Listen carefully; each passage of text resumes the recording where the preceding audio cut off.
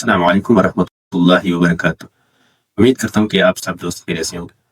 تو جیسے کہ آپ سب کو پتہ ہے کہ اس وقت ہم کیا بیان کرتے ہیں کہ قرآن و حدیث کے حوالے سے کوئی خواب کے بارے میں بتائیں گے، خواب کے بارے میں سرچ کریں گے کہ خواب قرآن حدیث کی روشنی میں خوابوں کی حقیقت کیا ہے، پھر جو ہے سائنس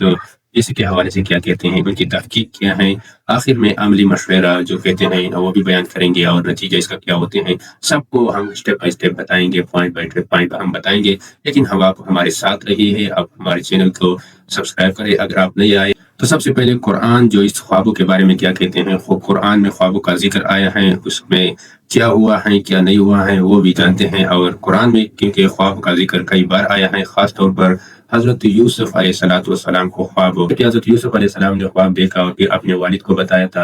اور اسی کے حوالے سے قرآن مجید میں اس کا ذکر بھی آیا ہے۔ اللہ تعالیٰ بسم اللہ الرحمن الرحیم اذ قال یوسف لأبیہ یا ابت انی رأیت احد عشر کوکبا والشمس والقمر رأیتهم لی ساجدین۔ کیونکہ جب حضرت یوسف علیہ السلام نے اپنے والد سے کہا کہ اے ابا جان، میں نے خوابوں میں دیکھا ہے کہ 11 ستارے، سورج اور چاند مجھے سجدہ کرتے ہیں، تو انہی کے حوالے سے پھر اپنے والد کو بتاتے ہیں اور اپنے والدہ ان سے کہتے ہیں کہ یہ خواب کسی کو نہیں بتانا ہے، اپنے ساتھ رکھنا ہے۔ اس کے خواب کی جو حقیقت ہے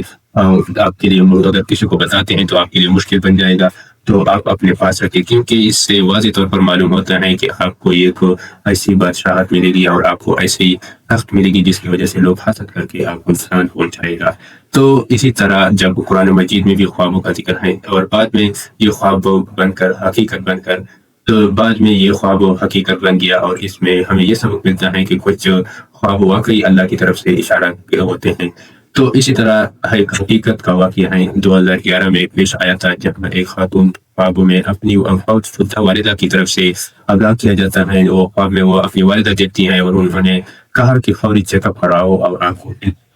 ہے کینسر لگی ہے۔ جب انہوں نے ایسا کیا تو انہیں کینسر کا ابتدائی سٹارٹ تھی اور تشخیص ہوئی تھی، بروقت علاج کرنے کی وجہ سے ان کی جان بچ گئی۔ تو یہ ان کا فائدہ ہوتے ہیں۔ تو حدیث مبارک میں بھی اس کے حوالے سے اگر آپ کو بتاتے چلیں، کیونکہ رسول اللہ صلی اللہ علیہ وسلم نے ارشاد فرمایا تھا الرؤیا صالحۃ جزء من 46 جزءا من النبوۃ، کیونکہ حضور صلی اللہ علیہ وسلم نے فرمایا کہ نیک خواب نبوت کی 46واں حصہ میں سے ایک حصہ ہے، اور 46ویں حصے میں اس سے ہمیں یہ معلوم ہوتا ہے کہ یہ خواب ایک اشارہ ہوتا ہے بندے کی طرف جو دیا گیا ہوتا ہے، اور لیکن یہ ہر خواب ایک جیسے نہیں ہوتے ہیں، خوابوں کی کیفیت دیکھنا پڑتا ہے اور کہ خواب کب آیا ہے، کیونکہ خوابوں کی 3 قسمیں ہوتی ہیں، ایک جو ہے رحمانی خواب ہوتی ہیں، اور جو دوسری یہ شیطانی خواب ہوتی ہیں، نمبر 3 نفسانی خواہشاتوں کے مطابق جو خواب آتے ہیں۔ رحمانی خواب جو ہوتے ہیں اللہ تعالیٰ کی طرف سے آتے ہیں، شیطانی خواب جو ہوتے ہیں ڈرانی پریشانی کرنے والے خواب جو ہیں وہ شیطان کی طرف سے آتے ہیں، اور نفسانی خواہشات جو خوابوں میں آتے ہیں کیونکہ وہ اپنی خیالات کا اثر ہوتا ہے، وہ دن بھر جو ہے کیا دیکھتے ہیں یا کیا خیالات کرتے ہیں، کیا سوچتے ہیں، اسی کی طرف سے وہ ان کو پھر خواب میں آتے ہیں۔ جیسے کہ ہم نے بتایا کہ رحمانی خواب اللہ تعالیٰ کی طرف سے ہوتے ہیں، سچے ہوتے ہیں، خوشخبری اور رہنمائی اس میں دیا جاتا ہے، اور شیطانی خواب جو ہوتے ہیں اس میں ڈرانے اور خوفناک ہوتے ہیں اور اس کی طرف انسان کو پریشان کرتے ہیں، یہ شیطان کی طرف سے ہوتے ہیں۔ بعض نفسانی خواب ہوتے ہیں، بعض جو ہوتے ہیں نفسانی خواب ہوتے ہیں، دن بھر خیالات آتے ہیں، ہم سوچتے ہیں کہ وہی خواب ہمیں آتے ہیں، اور کیونکہ ہم دن بھر جو سوچتے ہیں، جو کچھ دیکھتے ہیں، وہ ہمارے خیال میں نقش ہو جاتی ہیں، پھر وہی خیالات ہمارے خواب میں آتے ہیں۔ اور سچے خواب کب آتے ہیں؟ حدیث کے مبارکوں کے مطابق رات کے آخری حصہ میں خواب سچے ہوتے ہیں، اور فجر کے قریب دیکھا جائے تو خواب زیادہ صحیح ہوتے ہیں، کیونکہ اس میں اہم مسئلہ یہ ہوتا ہے کہ جب انسان زیادہ کھاتے ہیں، زیادہ پیتے ہیں، تو سٹارٹ میں اسی میدے کے اثر کی وجہ سے، میدے کی جو گرمائش کی وجہ سے وہ خواب اس کی ذہن میں اور اس کے خیالات میں اس پر کئی قسم کے خواب آتے ہیں۔ لیکن جب رات کا آخری حصہ ہوتا ہے تو اس وقت تو میدہ خالی ہوتے ہیں، تو جو خواب آتے ہیں وہ سچے ہوتے ہیں، اور حدیث نے بھی اس کو 46واں حصہ قرار دیا گیا ہے۔ خواب مکمل وحی نہیں ہوتی ہیں، لیکن ایک ہلکی جلکی اشارہ ہو سکتی ہے، کیونکہ آپ کو یہ بتاتے ہیں کہ یہ کرنا چاہیے یا نہیں کرنا چاہیے، اور خواب میں جب آئے تو پھر ہمیں کیا کرنا چاہیے۔ اچھا خواب آئے تو اللہ تعالیٰ کا شکر ادا کرے، اللہ تعالیٰ کا شکر اسی مطابق ادا کرے جو ہوتا ہے، اور برے خواب آئے کسی کو نہ بتائے، کیونکہ اگر آپ کسی کو بتاتے ہیں تو پھر اسی طرح ہوگا، کیونکہ پھر یہ خواب جو ہے معلق ہو جاتا ہے جو انہوں نے دوسرے بھائی نے آپ کو بتایا ہے۔ اسی طرح ہم جو برے خواب دیکھتے ہیں تو بائیں طرف وہ ہلکی اردو کیا اور دعا کرے اور اللہ تعالیٰ ہمارے جو اس شخص سے یہ جو خواب میں نے دیکھا ہے تو ہمیں اللہ بچائے، تو اللہ تعالیٰ پھر وہ جو ہے اس سے بچاتا ہے۔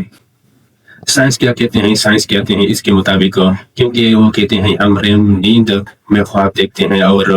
دماغ میں اس وقت تک بہت متحرک ہو جاتے ہیں، ہم اپنی نیند تقریباً 1/3 حصہ خواب میں گزارتے ہیں۔ تو یہ سائنس کی جو طریقہ کہتے ہیں کہ ان کی تحقیق کے مطابق وہ کہتے ہیں ذہنی دباؤ کی وجہ سے ہوتے ہیں، خوف کی وجہ سے ہیں، نیند کی کمی کی